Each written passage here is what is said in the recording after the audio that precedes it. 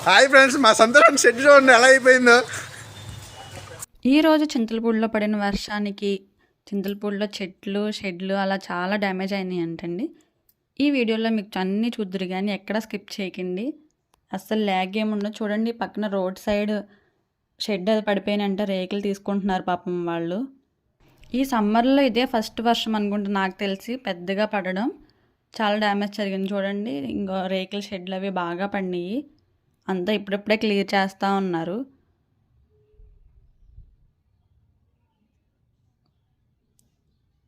మా వారు ఆ టైంలో చింతలపూడిలోనే ఉన్నారంట. ఇంకా నాకు వీడియోలు తీసి పెడితే నేను పెట్టాను అనమాట.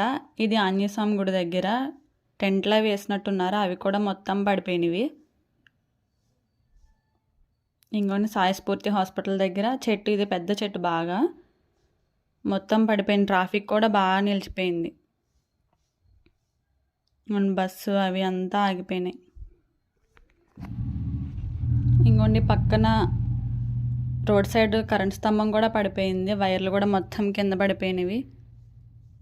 ఇంకా బస్సు అవన్నీ ఇప్పుడు అంతా క్లియర్ చేశాక కానీ వెళ్ళడం కుదరదు.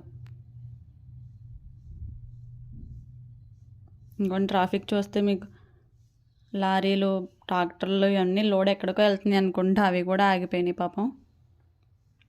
ఇది సత్తుపల్లి లైన్ వెళ్ళే బస్సు అనుకుంటుంది. అసలు చెట్లు గుడి దగ్గర ధ్వజస్తంభం కూడా వరిగిపోయిందంటే అసలు ఎంత పెద్ద గాలో మనం అర్థం చేసుకోవచ్చు. ఇంకా నెక్స్ట్ గుడి దగ్గర ధ్వజస్తంభం కూడా చూద్దరు కానీ ఉండండి. ఇది అయ్యప్ప స్వామి గుడి అండి, చింతలపూడి. గజ స్తంభం చూడండి ఎలా ఉంగిపోయి పడిపోయిందో. ఇది వినాయకుడి విగ్రహాలు అవి అమ్ముతారు కదా చింతలపూడిలో, అదన్నమాట. పాపం అది కూడా పడిపోయింది. వాళ్ళందరూ బయట నుంచి ఉన్నారు. ఇంకా next Sri Veerabhadra SST wines అంట చింతలపూడిలో. పాపం అదైతే మొత్తం కూలిపోయిందంట. లోపల ఉన్న మొత్తం ఆల్మోస్ట్ చాలా వరకు పాడైపోయిందంట. ఎండకి మనం చెట్టు దగ్గర ఆగి కొంచెం రిలాక్స్ అవుతాం, కానీ ఇలా వర్షాలు వచ్చినప్పుడు మాత్రం చెట్టు దగ్గర అస్సలు మనం ఆగకూడదు.